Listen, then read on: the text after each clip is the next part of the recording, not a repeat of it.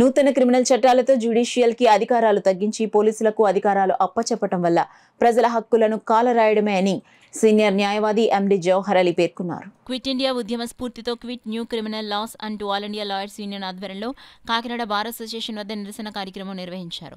ఈ సందర్భంగా సీనియర్ న్యాయవాది Mohammed Jawahar Ali, all India lawyers union Kakinada నగర అధ్యక్షులు పి రామకృష్ణరాజు మాట్లాడుతూ క్విట్ ఇండియా ఉద్యమంలో బ్రిటిష్ వారికి వ్యతిరేకంగా పోరాడం, నేడు పోలీసుల బారి నుండి సామాన్య ప్రజల హక్కులను కాపాడడానికి మరో క్విట్ ఇండియా ఉద్యమం చేయాలని పిలుపునిచ్చారు. అప్రజాస్వామికమైన క్రిమినల్ చట్టాలు రద్దు చేసే వరకు న్యాయవాదులు పోరాడాలని పిలుపునిచ్చారు. ఈ చట్టాల వల్ల మానవ హక్కులకు భంగం కలుగుతుందన్నారు.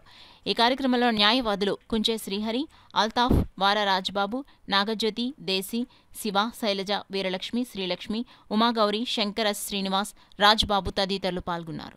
దైనందిక జీవితంలో చాలా అవసరమైనటువంటి చట్టాలు. ఈ చట్టాలను అన్యాయంగా పేర్లు మార్చడమే కాకుండా ఆ చట్టాల్లో ఉన్నటువంటి విధానాలను బట్టి న్యాయస్థానాల యొక్క పరిధిని తగ్గించి, వారికి ఉన్న అధికారాలను తగ్గించి, పోలీసుల యొక్క పరిధిని అధికారాలని పెంచడం జరిగింది.